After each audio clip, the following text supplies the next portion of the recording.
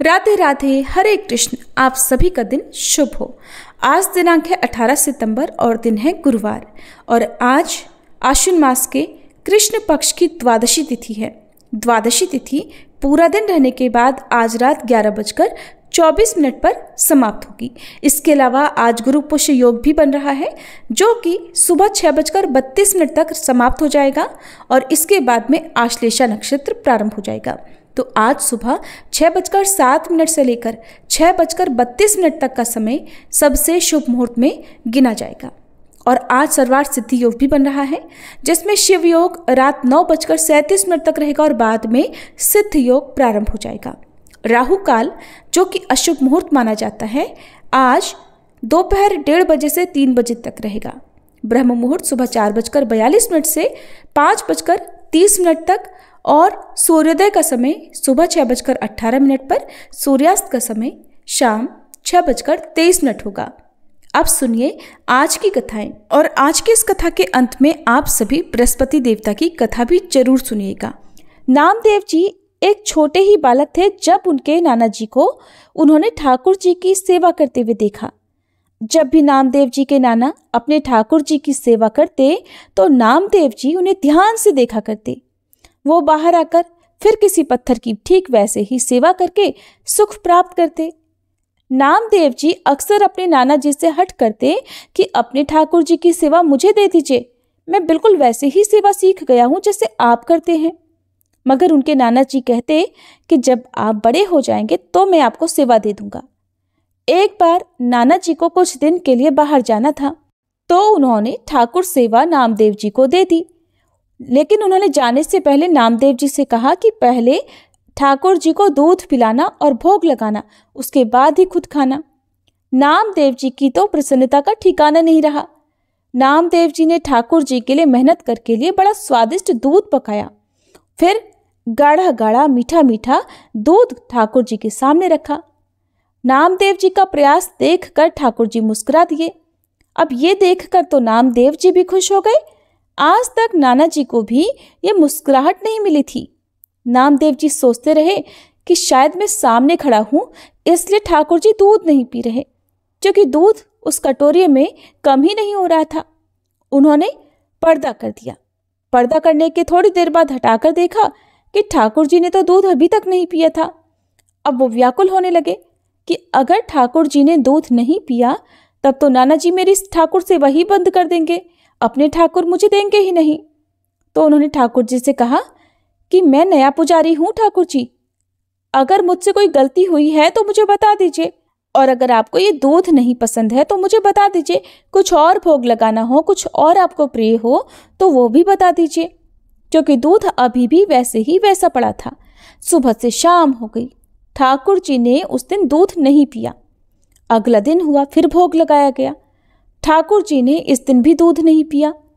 अब नामदेव जी ने 2 दिन तक कुछ नहीं खाया, क्योंकि उन्हें ये डर था कि अगर उन्होंने बिना भोग लगाए कुछ खा लिया तो उनसे ठाकुर जी की सेवा छीन ली जाएगी।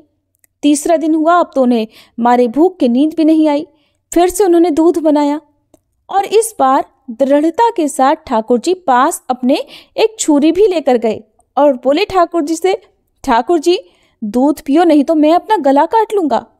उन्होंने खुद पर छुरी से प्रहार किया और ठाकुर जी ये सब देख नहीं पाए और झट उनके सामने आ गए और नामदेव जी का हाथ पकड़ लिया।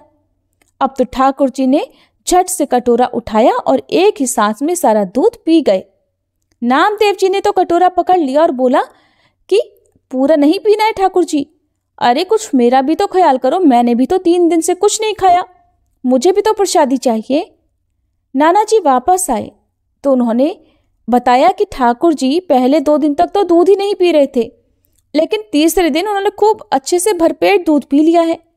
नाना जी ने सोचा दूध पिया, सचमुच दूध पिया। तब उन्होंने कहा अच्छा ठीक है, अगर तुम कह रहे हो तो मैं देखना चाहता हूं कि ठाकुर जी दूध कैसे पी लेते हैं। अब तो नामदेव जी अपने नाना जी और छुरी दोनों को लेकर ठाकुर जी के पास गए, एक कटोरा दूध भी लेकर गए और ठाकुर जी के सामने खड़े होकर बोले, ठाकुर जी दूध पियो और हाँ मुझे झूठा साबित मत कर देना। ठाकुर जी आए और उन्होंने दूध पी लिया। नाना जी ने देखा तो आश्चर्यचकित रह गए। नामदेव जी की कृपा से अब तो नाना जी को भी भगवान का साक्षात्कार हो गया था। भगवान भक्तों के भोलेपन पर बड़ी आसानी से रीझ जाते हैं। अब एक दिन की बात है, नामदेव जी गोरा कुम्हार जी के यहाँ बैठे हुए थे। बड़े बड़े महापुरुष भी वहां पर थे, मुक्ताबाई जी भी वहां पर थी। तो बातों ही बातों में उन्होंने गोरा जी से कहा, काका इन मटकियों में से कौन सी मटकी कच्ची है, मैं अभी बताती हूँ। बड़े बड़े संत वहां बैठे हुए थे, उनकी बात सुनकर सब मुस्कुरा दिए। उन्होंने नामदेव जी के सिर पर मारा, जैसे एक कुम्हार मटकी को ठोक कर देखता है कि वो कच्ची है या पक्की। तो उन्होंने कहा, हटिए, ये आप क्या कर रही है। नामदेव जी के सिर को ठोकने के बाद मुक्ताबाई जी ने कहा, काका ये मटकी कच्ची है, जो बोल पड़ी। अब तो सभी संतों ने भी हंसकर कह दिया कि हाँ, सच में कच्ची है। नामदेव जी ने सोचा कि ठाकुर जी का दर्शन और साक्षात्कार ही एकमात्र सत्य है, और फिर ठाकुर जी तो रोज मेरे साथ खेलते हैं, मेरे साथ खाते हैं, फिर भला मैं कैसे कच्चा हूं। अब तो वो सीधा भगवान विट्ठल जी के पास गए और कहने लगे, सबसे बड़ी सिद्ध अवस्था यही है कि भगवान भक्त से बात करें, और फिर आप तो मेरे साथ खेलते हो। फिर उन संतों ने ऐसा क्यों कहा कि मैं कच्चा हूं? ठाकुर जी, क्या सच में मैं कच्चा हूं? तो ठाकुर जी ने भी बोल दिया कि हाँ, अभी आप कच्चे हैं। नामदेव जी ने पूछा, फिर पक्का होना क्या होता है? तो विट्ठल जी कहने लगे कि जंगल में एक शंकर जी का मंदिर है, वहां एक विसोबा खेचर नाम के संत हैं। आप उनके चरणों में बैठें और वो जो जो उपदेश करें उसका पालन कीजिए, फिर आप पक्के हो जाएंगे। अब तो नामदेव जी भगवान विट्ठल जी के कहने पर विसोबा खेचर जी के पास गए। विसोबा जी शंकर जी के शिवलिंग पर पैर रखकर आराम से सोए हुए थे।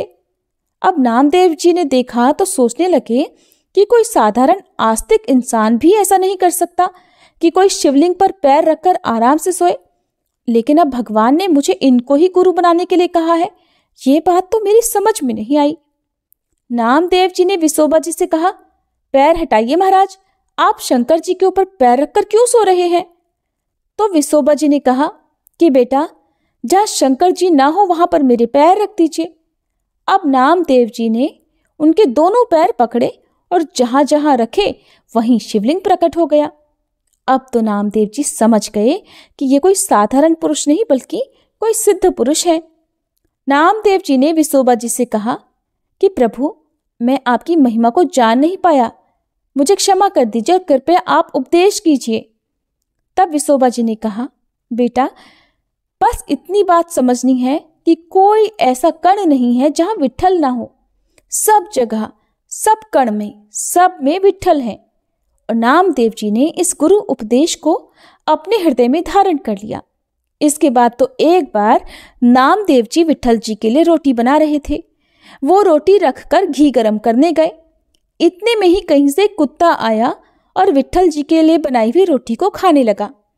नामदेव जी ने कुत्ते से कहा, प्रभु, ऐसी रूखी रोटी मत खाओ, जरा मुझ पर इस पर घी लगाने दो पहले।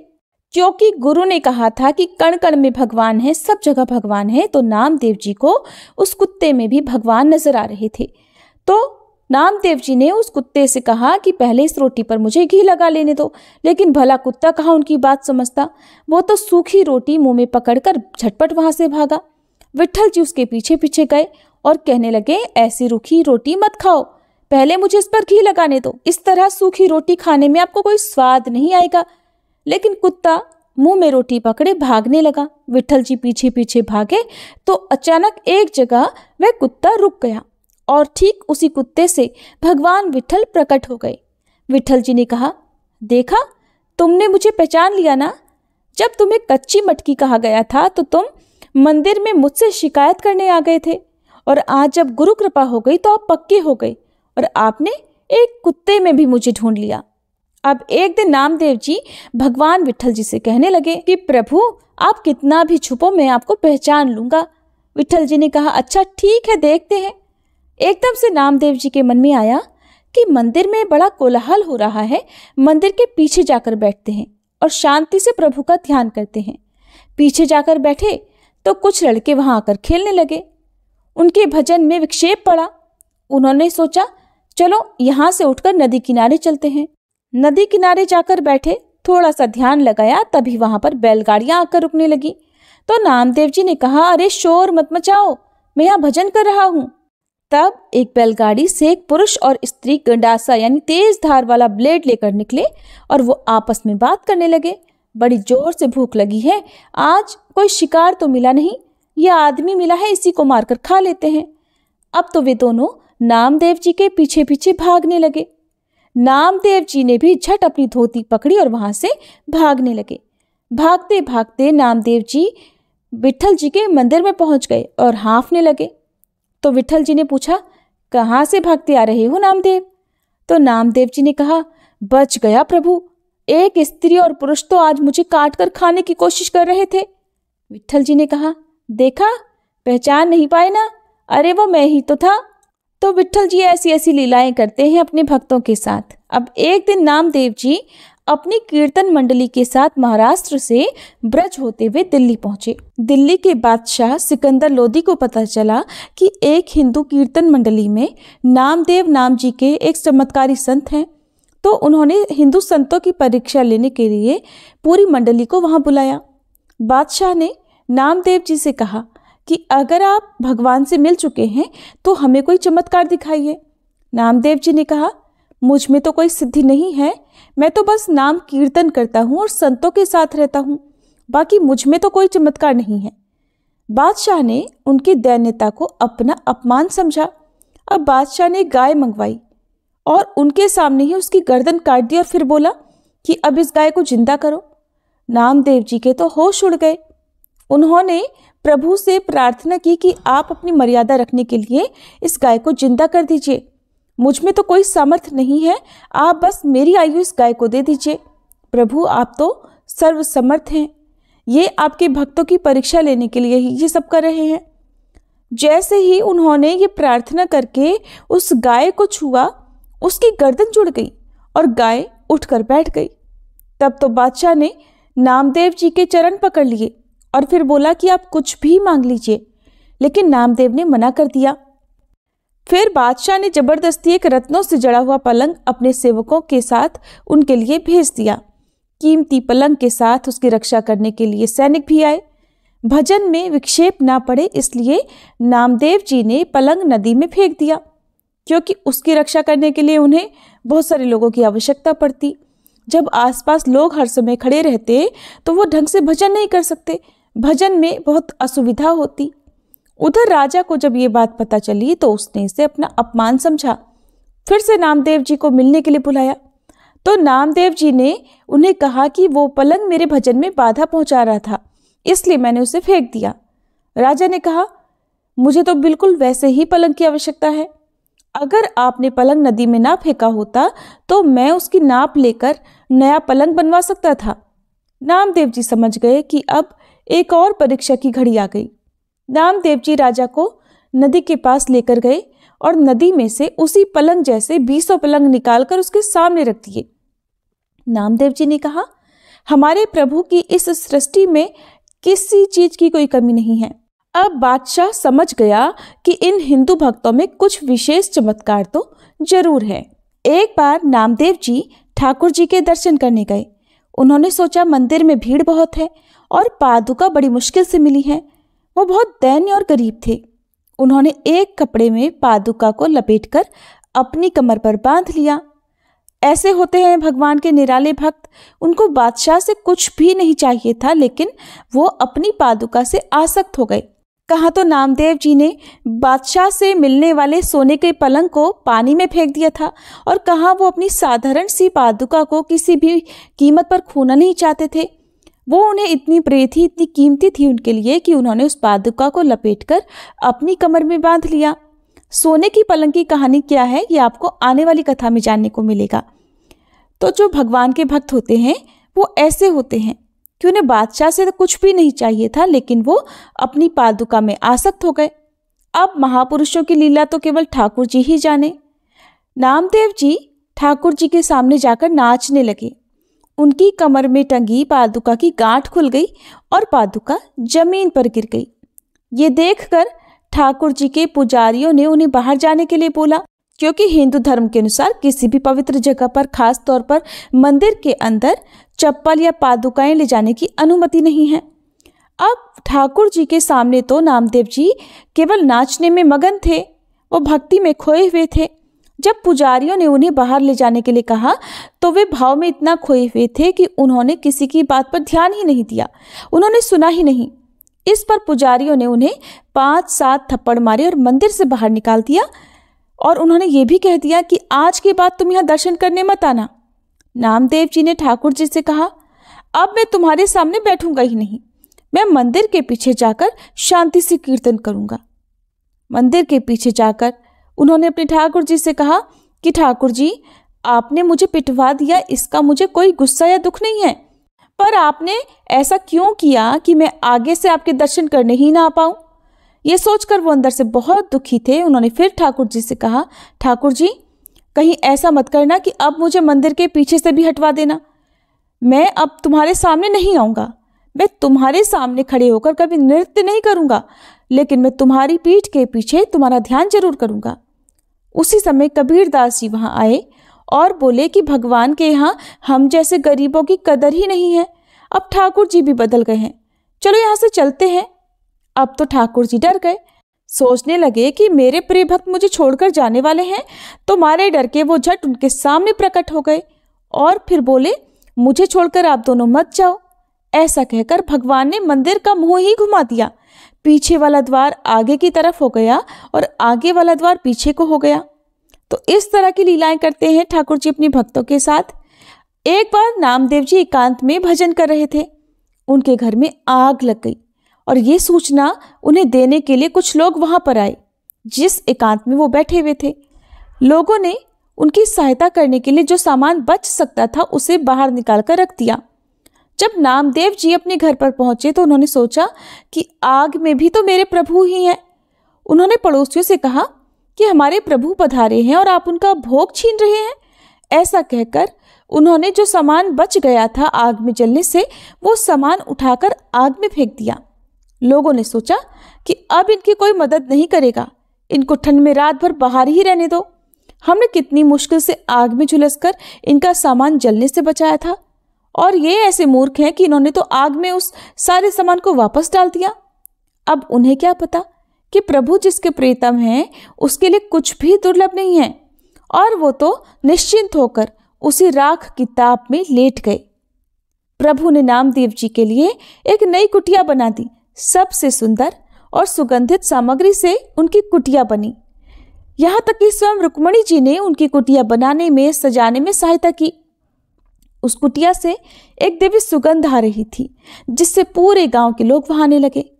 अब गांव वाले नामदेव जी से पूछने लगे कि कितने रुपए लगे ऐसी कुटिया बनाने में, हम सब भी बनवाना चाहते हैं। नामदेव जी ने कहा, बहुत महंगी है, अपने अपने घर से बाहर निकलकर हर चीज को आग लगा दो और अपने जले हुए घर के बाहर बैठकर कीर्तन करो, फिर हमारा मालिक स्वयं मुफ्त में आकर तुम्हारी कुटिया बना देगा। जिसने वैराग्य रूपी अग्नि में अपनी ममता को स्वाहा कर दिया हो, जिसने अपना सब कुछ प्रभु के चरणों में समर्पित कर दिया है, प्रभु फिर उसकी जिम्मेदारी स्वयं ले लेते हैं, अपने ऊपर ले लेते हैं। ये सुनते ही गांव वाले पीछे हट गए। अब भला कोई अपना घर क्यों अपने हाथ से जलाना चाहेगा। और फिर सब ने नामदेव जी के चरणों में प्रणाम किया। एक बार पंढरपुर में एक धनी मानी सेठ अपने कल्याण के लिए तुलादान का उत्सव किया करते थे। वो पलड़े में एक तरफ खुट बैठ जाते और दूसरी तरफ सोना चांदी तौलकर संतों में बांट देते थे। एक बार एक वैष्णव ने कहा कि अगर आपने जीवन में नामदेव जी की सेवा नहीं की तो क्या किया।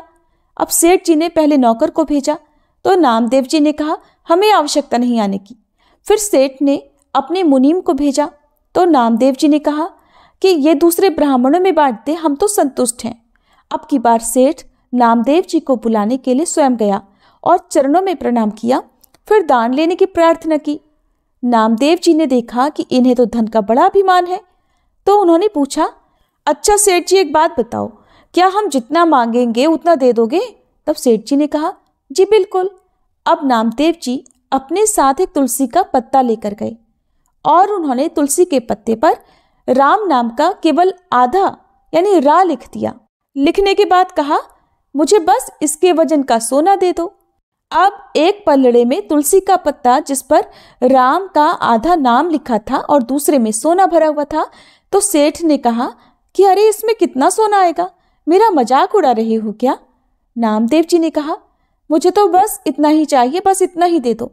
अब सेठ ने कुछ सोना रखा, लेकिन वो पलड़ा जिस पर तुलसी का पत्ता जिस पर केवल राम नाम का रा लिखा हुआ था वो हिला तक नहीं। अब उसने 5-7 किलो और सोना रख दिया, पर पलड़ा हिला ही नहीं। अब उसने अपना सारा सोना चांदी अपने रिश्तेदारों और यहाँ तक कि पड़ोसियों से भी लेकर सब कुछ रख दिया, फिर भी पलड़ा हिला नहीं। तब नामदेव जी ने कहा कि चलो, इसका धन का अभिमान तो चला गया, लेकिन एक और अभिमान बाकी था। उसे अपने पुण्य और पहले किए गए तुलादानों का बड़ा अभिमान था। तब नामदेव जी ने कहा कि सेठ जी, तुमने जो भी दान पुण्य तीर्थ आदि अपने जीवन में किए हो, एक संकल्प लेकर इस पलड़े में दे दो तो शायद ये उठ जाए। बस कुछ नहीं हुआ, अब की बार भी तुलसी जी का पलड़ा हिला नहीं। सेठ ने अपने सारे पुण्य, सारे दान तीर्थ आदि सब पलड़े में संकल्प करके रख दिए, लेकिन वह पलड़ा अभी भी नहीं हिला। अब तो वह सेठ नामदेव जी के चरणों में गिर पड़ा, फिर हाथ जोड़कर बोला कि मैं गरीब आपको क्या दे सकता हूँ, आप तो भगवान के नाम के धनी हैं। नामदेव जी बस यही तो सुनना चाहते थे और उन्होंने इसी अहंकार को नष्ट करने के लिए ही ये सारी लीला की थी। अब नामदेव जी की इस शिक्षा से सेठ के हृदय का मल दूर हो गया और उसने दैन्य भाव से प्रभु की भक्ति में अपनी बुद्धि को लगा दिया। एक भक्त का कैसे भी संग हो जाए, उससे जीवन बदल जाता है। जैसा नामदेव जी के हृदय में प्रभु के लिए प्रेम था, उस धनी पुरुष के हृदय में भी वैसा ही प्रेम आ गया। पंढरपुर में एकादशी का खास महत्व है। एकादशी का दिन था। एक दुर्बल ब्राह्मण के रूप में ठाकुर जी नामदेव जी के गांव में आए। सबने कहा नामदेव जी बहुत भक्त सेवी हैं, आप उनके वहां चले जाइए। अब ब्राह्मण बनकर ठाकुर जी उनके वहां पहुंचे और बोले, बहुत दिन से भूखा हूं, मुझे कुछ भोजन दे दीजिए। नामदेव जी ने कहा, आज तो एकादशी है, ब्राह्मण देवता, हम तो आपको केवल और केवल जल ही पिला सकते हैं। तब ब्राह्मण ने कहा, मैं तो भूख से मर रहा हूं, मुझे केवल भोजन चाहिए। अब नामदेव जी बार बार मना कर रहे हैं, ब्राह्मण देवता हट कर रहे हैं कि मुझे भोजन दो, और अगर भोजन के अभाव में मेरी मृत्यु हो गई तो तुम्हें हत्या का पाप लगेगा। अब तो सभी लोग नामदेव जी को समझाने लगे कि आप ब्राह्मण देवता को अन्न दे दो। नामदेव जी ने कहा, कल तो मैं अन्न दे सकता हूं, लेकिन आज नहीं दूंगा। अब ठाकुर जी ने, जो कि ब्राह्मण के रूप में नामदेव जी के घर पधारे थे, उन्होंने वहीं अपने पैर फैलाए और मरने का स्वांग किया। अब गांव के सभी लोग उनकी कठोरता के लिए उन्हें कोसने लगे कि ये नामदेव जी भी भला कैसे भक्त हैं। एक ब्राह्मण जो कि भूखा था, भोजन के अभाव में इस तरह तड़प तड़प कर मर गया और इन्होंने उसे अन्न नहीं दिया। अब गांव के सभी लोग उन्हें कोस रहे थे। इधर नामदेव जी ने सोचा, क्योंकि ब्राह्मण की मृत्यु मेरे ही द्वार पर हुई है, अब तो इनका अंतिम संस्कार भी मुझे ही करना होगा। अब उन्होंने उन ब्राह्मण देवता के लिए चिता बनाई। चिता बनाने के बाद खुद भी उस चिता में बैठ गए, क्योंकि ब्राह्मण की मृत्यु उनके ही द्वार पर हुई थी। अब चिता पर लेटे हुए ठाकुर जी ने सोचा कि नामदेव जी तो अपने आप में पूरे सच्चे हैं, जो कहते हैं करके दिखाएंगे। अब तो ये मेरे साथ साथ चिता में खुद भी लेट गए हैं, और फिर अगर चिता जल गई तो ये तो खुद भी सच में मर जाएंगे और मुझे भी जला देंगे। ये सोचकर ठाकुर जी झट चिता से उठकर बैठ गए। अब ठाकुर जी ने मुस्कुराकर नामदेव जी से कहा, अरे मैं ब्राह्मण नहीं हूँ, मैं तो तुम्हारा विट्ठल हूँ, मैं तो बस तुम्हारी परीक्षा ले रहा था। नामदेव जी उनके चरणों में गिरे, ठाकुर जी मुस्कुराए और फिर वहीं अंतर्ध्यान हो गए। तो इस तरह विट्ठल जी नामदेव जी के साथ तरह तरह की लीलाएं किया करते थे। तो प्रिय श्रोताओ, जब भगवान अपने भक्तों पर रीझ जाते हैं, और रीझते भी आसानी से नहीं है, बल्कि जब भगवान के ऊपर भक्त का अटूट विश्वास होता है, वह उनकी भक्ति में ही लीन रहता है, तब भगवान रीझते हैं अपने भक्तों पर। और जब रीझ जाते हैं तो उनके साथ बिल्कुल उन्हीं के भाव के अनुसार लीलाएं भी करते हैं, खेलते हैं, खाते हैं, कूदते हैं, यहाँ तक कि उनके साथ खेलने भी जाते हैं। और कई बार तो हम जब भगवान को मंदिर में देख रहे होते हैं, उनके सामने भजन कीर्तन कर रहे होते हैं या उनका ध्यान कर रहे होते हैं, उस समय भी भगवान अपने ऐसे भक्त को जिनके साथ उनका अटूट संबंध बन गया है उसके साथ उसी समय तरह तरह की लीलाएं दिखाते रहते हैं। हमें तो भगवान एक मूर्ति के रूप में नजर आएंगे, लेकिन उस भक्त को भगवान जाने कैसी कैसी लीलाएं रचते हुए दिखाई देंगे। और भक्त तो बैठा होगा मंदिर में भगवान के श्री विग्रह के सामने, लेकिन उनकी लीलाएं कहीं और ही चल रही होंगी। और वो भक्त भी केवल शरीर से सामने बैठा होगा, लेकिन मन से, मानसिक रूप से वो भगवान के साथ कहीं और ही घूम रहा होगा, कहीं कुछ और ही उनके लीलाओं का दर्शन कर रहा होगा। तो ये थी आज की कथाएं। सभी प्रेम से बोलिए भक्त नामदेव जी की जय। अब हम सभी सुनेंगे बृहस्पति देवता की कथा। बृहस्पतिवार व्रत की पौराणिक कथा के अनुसार प्राचीन समय की बात है। भारतवर्ष में एक राजा राज्य करता था। वह बड़ा प्रतापी और दानी था। वह नित्य प्रति मंदिर में भगवान के दर्शन करने जाता था। वह ब्राह्मण और गुरु की सेवा किया करता था। उसके द्वार से कोई भी याचक निराश होकर नहीं लौटता था। वह प्रत्येक गुरुवार को व्रत रखता और पूजन करता था। हर दिन गरीबों की सहायता करता था, परंतु ये सब बातें उसकी रानी को अच्छी नहीं लगती थी। वो न तो व्रत करती, न ही किसी को एक भी पैसा दान में देती थी, और राजा से भी ऐसा करने को मना किया करती थी। एक समय की बात है कि राजा शिकार खेलने वन को चले गए थे। घर पर रानी और दासी थी। उसी समय गुरु बृहस्पति साधु का रूप धारण करके राजा के दरवाजे पर भिक्षा मांगने आए। साधु ने रानी से भिक्षा मांगी तो वह कहने लगी, हे साधु महाराज, मैं इस दान और पुण्य से तंग आ गई हूँ। इस कार्य के लिए तो मेरे पतिदेव ही बहुत हैं। अब आप ऐसी कृपा करें कि हमारा सारा धन नष्ट हो जाए और मैं आराम से रह सकूं। साधु रूपी बृहस्पति देव ने कहा, हे देवी, तुम बड़ी विचित्र हो। संतान और धन से कोई दुखी नहीं होता है, इसको तो सभी चाहते हैं। पापी भी पुत्र और धन की इच्छा करता है। अगर तुम्हारे पास धन अधिक है तो भूखे मनुष्यों को भोजन कराओ, प्याऊ लगवाओ, ब्राह्मणों को दान दो, धर्मशालाएं बनवाओ, कुआं, तालाब, बावड़ी, बाग, बगीचे आदि का निर्माण कराओ तथा निर्धनों की कुंवारी कन्याओं का विवाह कराओ और यज्ञ आदि करो। इस प्रकार के कर्मों से आपके कुल का और आपका नाम परलोक में सार्थक होगा और स्वर्ग की प्राप्ति होगी। किंतु रानी साधु की इन बातों से खुश नहीं हुई। उसने कहा, हे साधु महाराज, मुझे ऐसे धन की बिल्कुल आवश्यकता नहीं जिसको मैं अन्य लोगों को दान दूं या जिसको रखने और संभालने में ही मेरा सारा समय नष्ट हो जाए। तब साधु ने कहा, हे देवी, अगर तुम्हारी ऐसी ही इच्छा है तो जैसा मैं तुम्हें बताता हूँ तुम वैसा ही करना। बृहस्पतिवार के दिन घर को गोबर से लीपना, अपने केशों को पीली मिट्टी से धोना, राजा से कहना वह दाढ़ी कटवाए, भोजन में मांस मदिरा खाना, कपड़ा धोबी के यहाँ धुलने देना। इस प्रकार 7 बृहस्पतिवार करने से तुम्हारा सब धन नष्ट हो जाएगा। ऐसा कहकर साधु महाराज रूपी बृहस्पति देव अंतर्ध्यान हो गए। रानी ने साधु के कहे अनुसार 7 बृहस्पतिवार तक वैसा ही करने का विचार किया। साधु के बताए अनुसार कार्य करते हुए केवल 3 बृहस्पतिवार ही बीते थे कि उसकी समस्त धन संपत्ति नष्ट हो गई।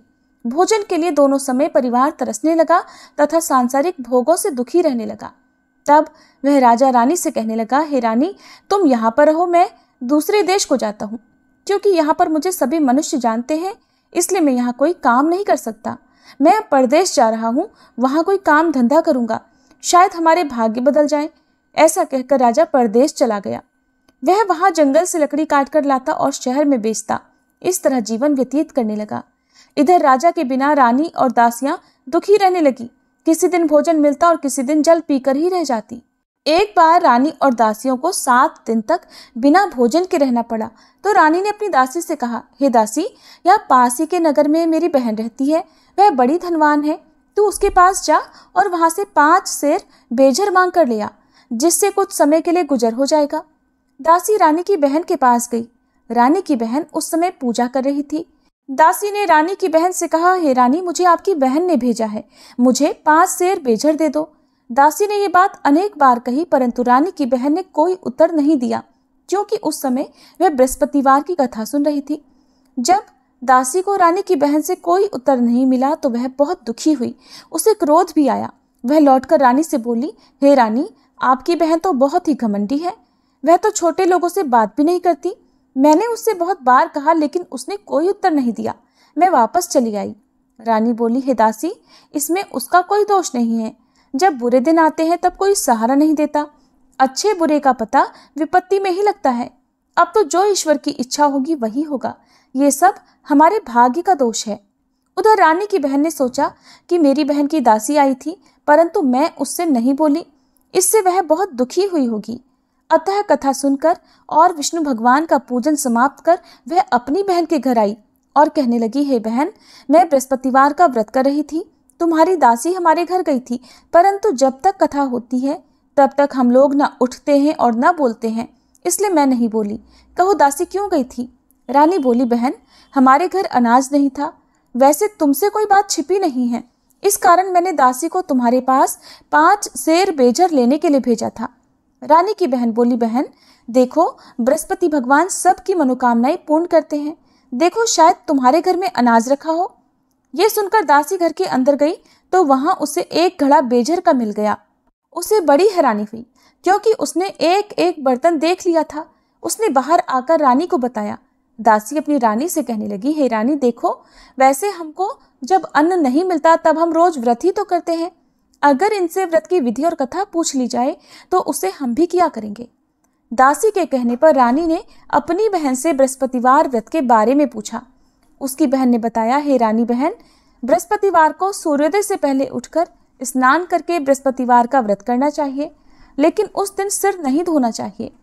बृहस्पतिवार के व्रत में चने की दाल और मुनक्का से विष्णु भगवान का केले के वृक्ष की जड़ में पूजन करें तथा दीपक जलावे। उस दिन एक ही समय भोजन करें, भोजन पीले खाद्य पदार्थ का करें और कथा सुने। इस प्रकार करने से गुरु भगवान प्रसन्न होते हैं, अन्न पुत्र धन देते हैं, मनोकामना पूर्ण करते हैं। व्रत और पूजन की विधि बताकर रानी की बहन अपने घर लौट गई। रानी और दासी दोनों ने निश्चय किया कि बृहस्पति देव भगवान का पूजन जरूर करेंगे। 7 दिन बाद जब बृहस्पतिवार आया तो उन्होंने व्रत रखा। घुड़साल में जाकर चना और गुड़ बीन लाई तथा उसकी दाल से केले की जड़ तथा विष्णु भगवान का पूजन किया। अब पीला भोजन कहाँ से आए?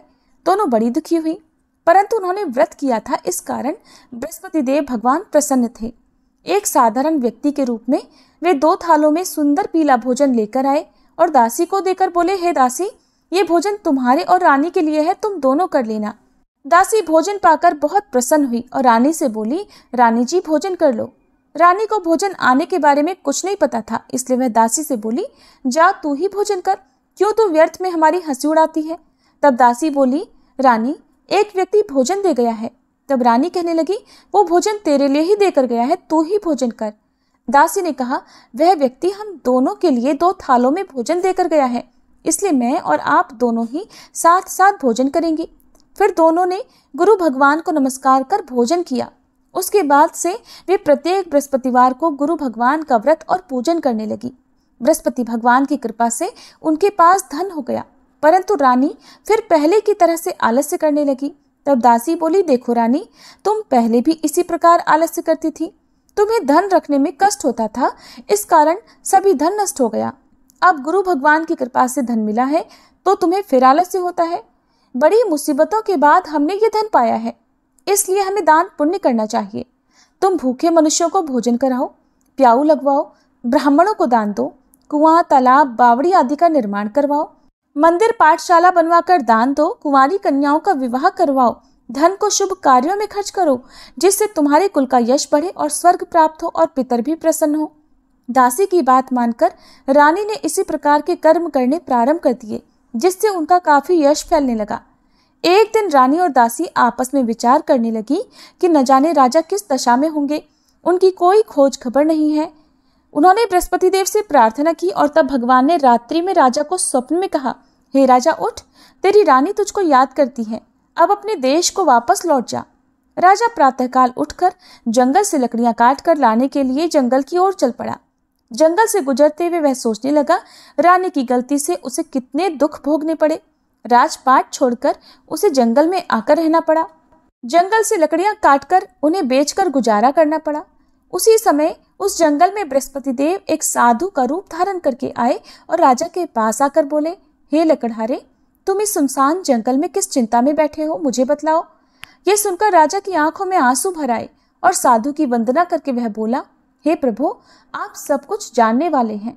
ऐसा कहकर राजा ने साधु को अपनी संपूर्ण कथा सुना दी। महात्मा दयालु होते हैं। वे राजा से बोले, हे राजा, तुम्हारी पत्नी ने बृहस्पति देव के प्रति अपराध किया था, जिसके कारण तुम्हारी ये दशा हुई। अब तुम किसी प्रकार की चिंता मत करो, भगवान तुम्हें पहले से अधिक धन देंगे। देखो, तुम्हारी पत्नी ने बृहस्पतिवार का व्रत करना प्रारंभ कर दिया है।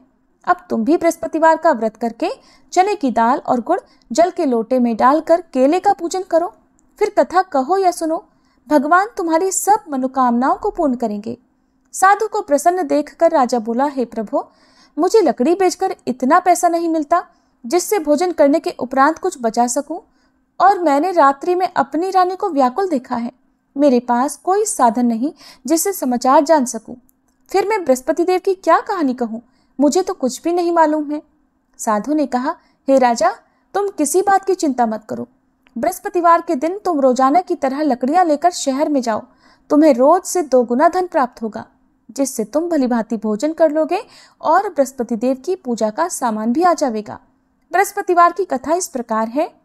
प्राचीन काल में एक बहुत ही निर्धन ब्राह्मण था। उसकी कोई संतान नहीं थी। वह नित्य पूजा पाठ करता, परंतु उसकी पत्नी बहुत मलिनता के साथ रहती थी।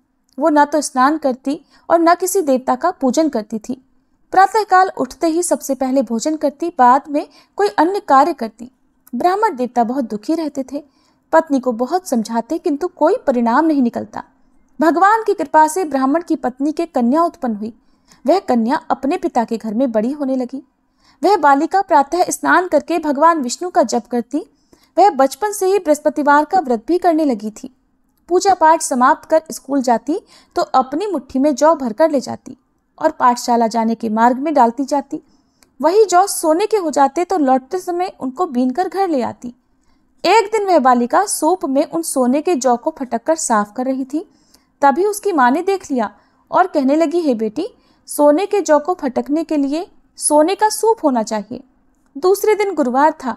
उस कन्या ने व्रत रखा और बृहस्पति देव से प्रार्थना करके कहा, हे प्रभु, यदि मैंने सच्चे मन से आपकी पूजा की हो तो मुझे सोने का सूप दे दो। बृहस्पति देव ने उसकी प्रार्थना स्वीकार कर ली। रोजाना की तरह वह कन्या जौ फैलाती हुई पाठशाला चली गई। पाठशाला से लौटकर जब वह जौ बीन रही थी तो बृहस्पति देव की कृपा से उसे सोने का सूप मिला। उसे वह घर ले आई और उससे जौ साफ करने लगी, परंतु उसकी माँ का वही ढंग रहा। एक दिन की बात है, वह कन्या सोने के सूप में जौ साफ कर रही थी। उस समय उस नगर का राजकुमार वहां से होकर निकला। इस कन्या के रूप और सोने के सूप में जौ को साफ करते देखकर वह उस कन्या पर मोहित हो गया। राजमहल आकर वह भोजन तथा जल त्याग कर उदास होकर लेट गया। राजा को जब राजकुमार द्वारा अन्न जल त्यागने का समाचार मिला तो अपने मंत्रियों के साथ वह अपने पुत्र के पास आया और बोले, हे बेटा, तुम्हें किस बात का कष्ट है?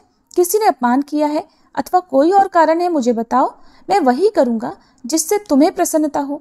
तब राजकुमार ने अपने पिता की बातें सुनी और बोला, मुझे आपकी कृपा से किसी बात का दुख नहीं है। किसी ने मेरा अपमान नहीं किया है, परंतु मैं उस लड़की के साथ विवाह करना चाहता हूँ जो सोने के सूप में जौ साफ कर रही थी। यह सुनकर राजा आश्चर्य में पड़ गया और बोला, हे बेटा, इस तरह की कन्या का पता तुम ही लगाओ। मैं उसके साथ तुम्हारा विवाह अवश्य ही करवा दूंगा। राजकुमार ने राजा को उस लड़की के घर का पता बतलाया। मंत्री उस लड़की के घर गया और राजा का आदेश ब्राह्मण को सुनाया।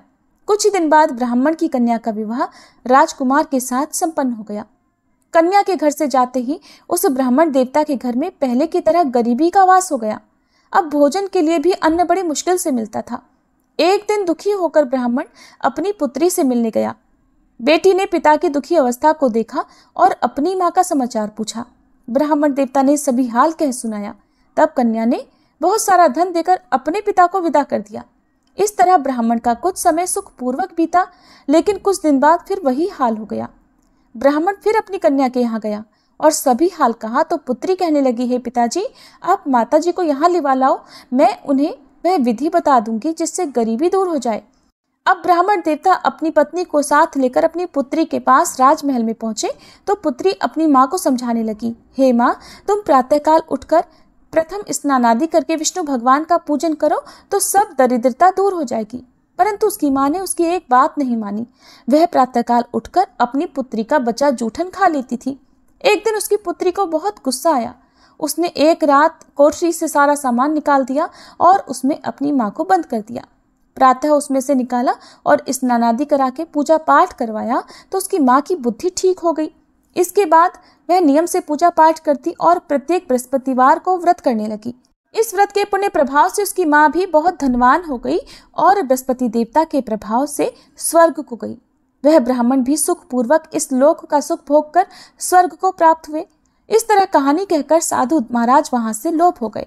धीरे धीरे समय बीतने पर फिर बृहस्पतिवार का दिन आया। राजा जंगल से लकड़ी काटकर किसी शहर में बेचने गए। उसे उस दिन और दिनों से अधिक धन मिला।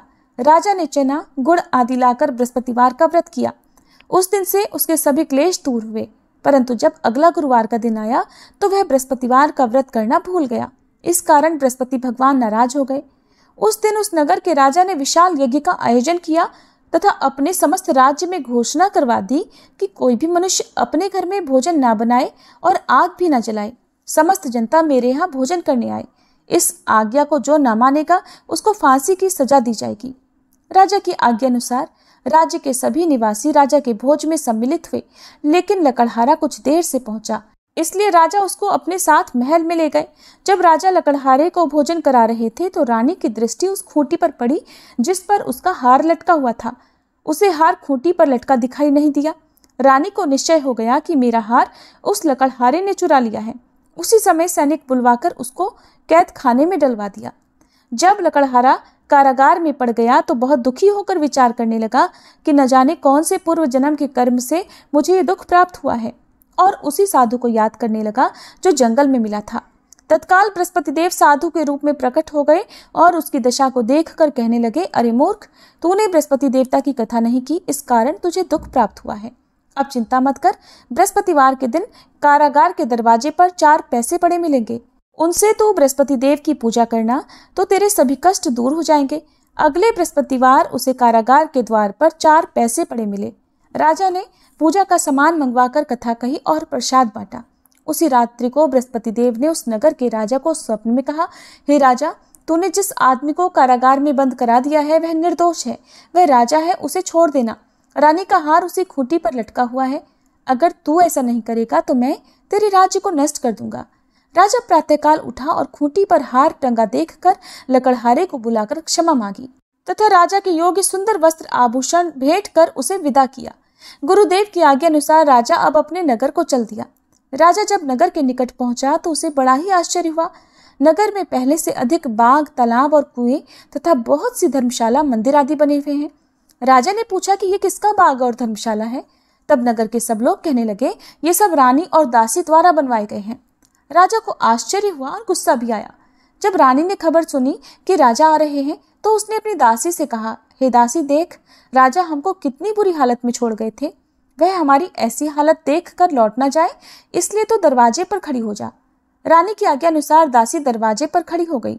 जब राजा आए तो उन्हें अपने साथ महल में लिवा लाई। तब राजा ने क्रोध करके अपनी तलवार निकाली और पूछने लगा, बताओ, ये धन तुम्हें कैसे प्राप्त हुआ है। तब रानी ने बताया, हमें ये सब धन बृहस्पति देव के व्रत के प्रभाव से प्राप्त हुआ है। राजा ने तब निश्चय किया कि 7 रोज बाद तो सभी बृहस्पति देव का पूजन करते हैं, परंतु मैं रोजाना दिन में 3 बार कथा कहा करूंगा तथा रोज व्रत किया करूंगा। अब हर समय राजा के दुपट्टे में चने की दाल बंधी रहती तथा दिन में 3 बार वह कथा कहता। एक दिन राजा ने विचार किया कि चलो अपनी बहन के यहाँ हो आवे।